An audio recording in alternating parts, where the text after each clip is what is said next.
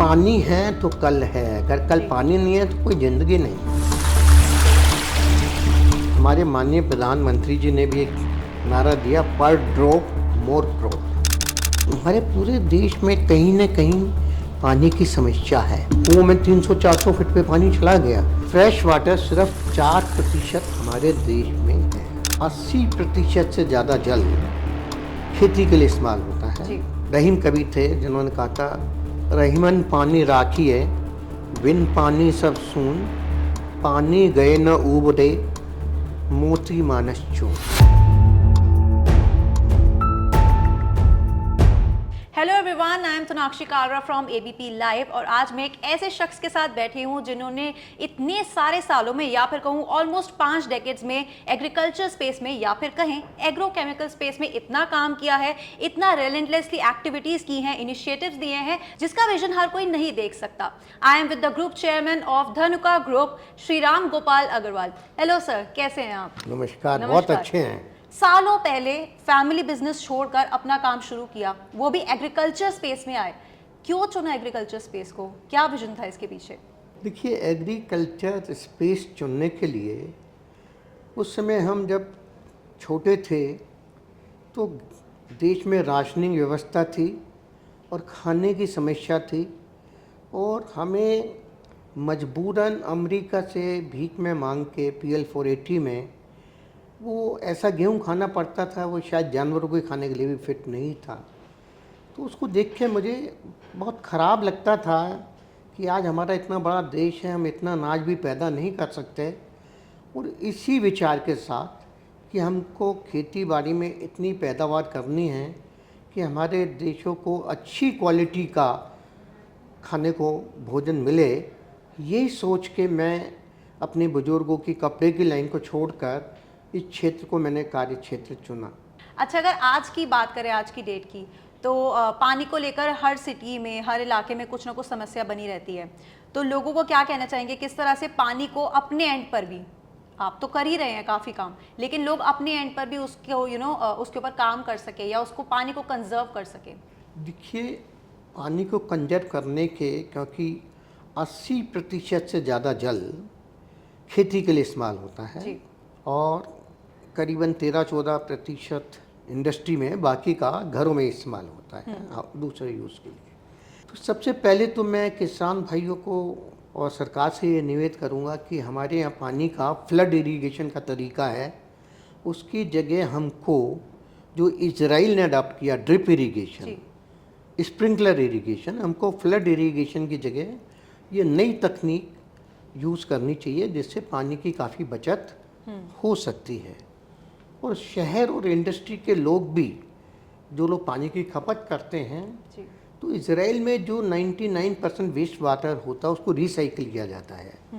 तो हमारे देश में भी कुछ लोगों ने इसके ऊपर कार्य शुरू किया है कि जो वेस्ट वाटर निकलता है उसको बजाय सीधा नदियों में डाला जाए, उसको रिसाइकिल किया जाए। जी। अच्छा, इतने इनिशिएटिव्स आप करते हैं, इसके साथ साथ आपने चेक डैम्स भी कंस्ट्रक्ट किए हैं, तो उससे कितनी पॉपुलेशन को फ़ायदा हो रहा है इस टाइम? देखिए, हमने 6 चेक डैम बनाए राजस्थान में। जी। चेक डैम बनाने से सबसे बड़ा फ़ायदा तो होता है कि जिस गांव में चेक डैम बनता है तो उसका पानी उस गांव के लोगों के काम आता है। जी। अब देखिए, जहां पहले 30-40 फुट के ऊपर कुएं में पानी निकल आता था, आज वहाँ 200-300 फुट पे पानी पहुंच गया कुओं में। तो कब तक कुएं में पानी देते रहेंगे? अगर हमने उन कुओं में रिचार्ज करने का सिस्टम नहीं बनाया तो इन कुओं से सारी ज़िंदगी हम पानी शायद ना ले पाएँ। देखिए, अगर आज स्टैटिस्टिक्स को आप देखें जी। तो विश्व की 18% आबादी हमारे देश में है और विश्व का फ्रेश वाटर सिर्फ 4% हमारे देश में है। तो आज आवश्यकता इस बात की है कि पानी के बारे में हम बचपन से ही, बच्चे से ही, छोटे बच्चे को ही बताएं कि पानी बर्बाद ना करें। बहुत से स्कूलों में हम हर साल करीबन 200-250 स्कूलों में बच्चों की पेंटिंग कंपटीशन कराते हैं। जी। फिर वो 3 सेलेक्टेड पेंटिंग्स हमारे पास आती हैं और उन 3 पेंटिंग्स को हम नेशनल लेवल पे बड़े अवार्ड्स देते हैं और उसकी सबको सूचित करते हैं ताकि लोगों के मन में ये भावना जागृत रहे कि पेंटिंग कंपटीशन नहीं है, ये पानी बचाने का एक समाचार जैसे आप देते हैं। तो पूरे देश को ये समाचार ये जागृत करना है कि पानी है तो कल है, अगर कल पानी नहीं है तो कोई ज़िंदगी नहीं है। अच्छा, धनुका ग्रुप की थोड़ी सी बात करते हैं। इतना बड़ा ग्रुप आपने बनाया, इतनी कंपनीज हैं, राजस्थान में आपने बताया कि चेक डैम्स कंस्ट्रक्ट किए गए, लेकिन बाकी किन सिटीज़ में, अगर मेजर सिटीज़ की बात करें, किन किन सिटीज़ में आपकी प्रेजेंस है इस टाइम पर? देखिए, प्रेजेंट तो हम देश के पूरे हर शहर में हैं, क्योंकि खेती ऐसा कोई गांव नहीं है जहाँ खेती नहीं होती। हमारे 1000 से ज़्यादा लोग फील्ड में काम करते हैं और वो किसान को नई खेती के बारे में जानकारी देते हैं। तो वो अपनी प्रोडक्ट्स की जानकारी के साथ साथ वो उसको पानी के सही इस्तेमाल के बारे में भी जानकारी देते हैं। देखिए, हमारा मेन काम हम फिर जो कृषि विश्वविद्यालय हैं जी, उनके साथ कर रहे हैं। 8 कृषि विश्वविद्यालयों के साथ ऑलरेडी हम एग्रीमेंट साइन कर चुके हैं। कृषि में जो पेस्टिसाइड का स्प्रे होता था वो मैनुअल पंप से स्प्रे होता था। जी। तो जहाँ 200 लीटर पानी लगता था, ड्रोन से 10 लीटर में 1 एकड़ में स्प्रे हो जाता है। तो हर जगह हम जो पानी बचाने की तकनीक है, छोटी से छोटी तकनीक है, उसको भी ला रहे हैं और ये यूनिवर्सिटियों में जाकर हम उसका प्रदर्शन करते हैं ताकि जो कृषि के बारे में पढ़ रहे हैं तो वहाँ से भी ये मैसेज पूरे देश में फैले। हमारे माननीय प्रधानमंत्री जी ने भी एक नारा दिया, पर ड्रॉप मोर क्रॉप। आने वाले समय में किसानों के लिए ये एक इस किस्म की सर्विस हो जाएगी कि जब किसान को स्प्रे कराने की ज़रूरत है तो वो अपने इलाके में जो इस किस्म की सर्विस दे रहे हैं उनको फ़ोन करेगा और वो सर्विस प्रोवाइडर ड्रोन ले जाके उनके यहाँ स्प्रे करेगा। तो इस प्रकार से भी पानी की बचत होगी और वो साइंटिफिक तरीके से प्रॉपर स्प्रे होगा।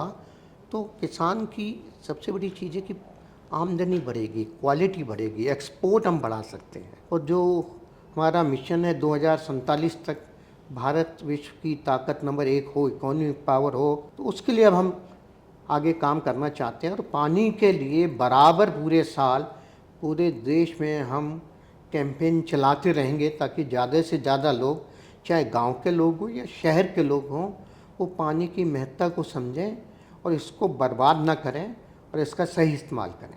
और इस साल जो यूएन ने स्टोरी सेलेक्ट की है, 1 मिनट की स्टोरी आप कहें तो मैं शेयर करूं आपके साथ। उनकी स्टोरी यूएन की वेबसाइट पे इस साल कि उन्होंने एक ह्यूमिंग बर्ड के साथ इस स्टोरी को लिया है कि एक बार जंगल में बहुत बड़ी आग लग जाती है और सारे जंगल के जानवर पक्षी भागते हैं, लेकिन ह्यूमिंग बर्ड है जो पास की नदी से एक एक बूंद पानी लाके आग के ऊपर डाल रहा है। जी। तो जंगल के सारे जानवर पक्षियों से कहते तू क्या कर रहा है? तो उसका जवाब, जो मैं कर सकता हूँ वो मैं कर रहा हूँ। तो यूएन की जो स्टोरी इस साल की है, मेरे को वो भी बहुत अच्छी और मोटिवेटिंग लगी कि ह्यूमिंग बर्ड कहते हैं जो मैं कर सकता हूँ वो मैं कर रहा हूँ। तो बाकी सब लोगों के लिए मैसेज था कि भाई आप भी तो कुछ कर सकते हैं, आप खड़े होकर देख रहे हैं और मुझको कह रहे हैं कि मैं क्या कर रहा हूँ, तो आप भी तो कुछ कर सकते हैं। अच्छा, वर्ल्ड वाटर डे के साथ भारत नववर्ष भी है, उसके लिए क्या कहना चाहेंगे आप? देखिए, ये भारत नववर्ष हमारे चक्रवर्ती सम्राट हुए थे महाराजा विक्रमादित्य जी। उनके नाम पे ये विक्रम संवत चल रहा है, जो इस साल 2080वां विक्रम संवत हमारा होगा। और ये 2080 साल पहले महाराजा विक्रमादित्य ने चैत्र महीने की पहले दिन इसकी शुरुआत की थी। और अगर पुराणों में हम देखें तो ये वर्णन है, चैत्र नए संवत के पहले दिन ब्रह्मा जी ने सृष्टि की रचना की थी। ये हमारे ही कैलेंडर में है, इंग्लिश कैलेंडर से आपको ये कुछ पता नहीं लगेगा। और इस साल एक बहुत अच्छी बात है कि भारतीय नव संवत और विश्व जल दिवस दोनों एक साथ पड़ रहे हैं जी। तो हम इसको क्या कहते हैं कि डबल अच्छे तरीके से मना रहे हैं, डबल सेलिब्रेशन हो। Double celebration. और भारत के सभी नागरिकों को ये संदेश देना चाहेंगे कि वो भी आज का दिन जो हमारा नव संवत है अपने तरीके से उसको मनाएं, अपने घर पे जिस धर्म को भी मानते हैं उसकी ध्वजा फहराएं, जी। दीप जलाएं, खुशी मनाएं। भगवान को कोई मानता है तो उसको प्रसाद चढ़ाए, जिसको जो मानता है। मतलब आज हम होली दिवाली का त्यौहार मनाते हैं, तो मैं यही सब लोगों को कहना चाहूँगा कि हमें अपना, जैसे इंग्लिश नए ईयर पे लोग बड़े जश्न मनाते हैं, तो हमें अपना भारतीय नव संवत भी बड़े धूमधाम और खुशी से मनाना चाहिए। आपने इतने प्यार से सबको बताया ही है, तो आई एम श्योर कि लोग दोनों ही दिनों को एक ही दिन में साथ में मिलकर मनाएंगे। सर बहुत बहुत शुक्रिया अपना टाइम देने के लिए और इतने अच्छे अच्छे मैसेजेस हमें देने के लिए, इतना कुछ बताने के लिए और असल बात जो चल रही है ग्रास रूट लेवल पर उसकी सच्चाई दिखाने के लिए।